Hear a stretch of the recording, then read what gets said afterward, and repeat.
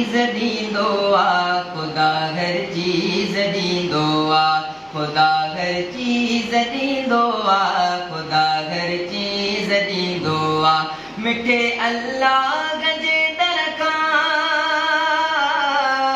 मिठे अल्लाह जे दर खां न ख़ाली को बि वेंदो आहे ख़ुदा हर चीज़ ॾींदो आहे ख़ुदा हर चीज़ ॾींदो आहे हो ॾींहं महलात जे अंदर जबल जूं पर मिॾे परवर भले छोलियूं ॾींहं सागर उते बीठो ॾींहं कादर अमीरनि ऐं फ़क़ीरनि खे ॾींहं थो ॾे गजो दातर जहाननि जो वरब कंहिंखे न बुख ते हू छॾींदो आहे ख़ुदा हर चीज़ ॾींदो आहे ख़ुदा हर चीज़ ॾींदो आहे मिठे अल्लाह जे दर खां न ख़ाली को बि वेंदो आहे ख़ुदा हर चीज़ ॾींदो आहे ख़ुदा हर चीज़ ॾींदो आहे ॿुधाणे हिकु मंझा वहवा करे सतसंग थो पैदा किथे आहिनि कमंद केला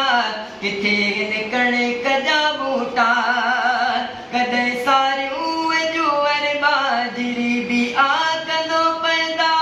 सॼी कुदरत अकादिर जी हारी बस बिजु छटींदो आहे ख़ुदा हर चीज़ ॾींदो आहे ख़ुदा हर चीज़ ॾींदो आहे मिठे अल्लाह जे दर खां न ख़ाली को बि वेंदो आहे ख़ुदा हर चीज़ ॾींदो आहे ख़ुदा हर चीज़ ॾींदो आहे बंदो घर हंधे कमाए थो कमाए रोज़ी खाए थो को ताजिर आहे को ड्राइवर आहे को हारी घर हलाए थो ॾिसो पर जानवरनि खे कीअं कादिर खराए थो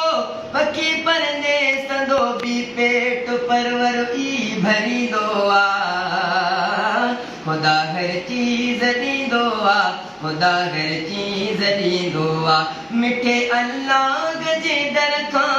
न ख़ाली को बि वेंदो आहे ख़ुदा हर चीज़ ॾींदो आहे ख़ुदा हर चीज़ ॾींदो आहे हो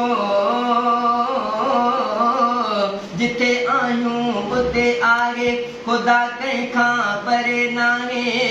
उहो ई सिजो उभारे थो उहो ई जॻो ॾेखारे थो उन्ही आ चंड चमकायो उन्ही तारा बि चमकाया उहो घर हिक जो रब आहे ईअं घर को मञींदो आहे ख़ुदा हर चीज़ ॾींदो आहे ख़ुदा हर चीज़ ॾींदो आहे मिठे अल्लाह जे दर खां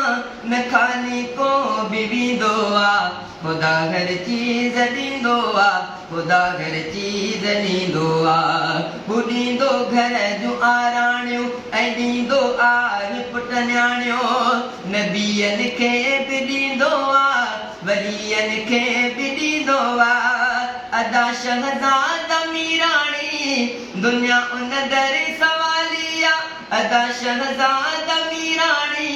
दुनिया उन दर सवालिया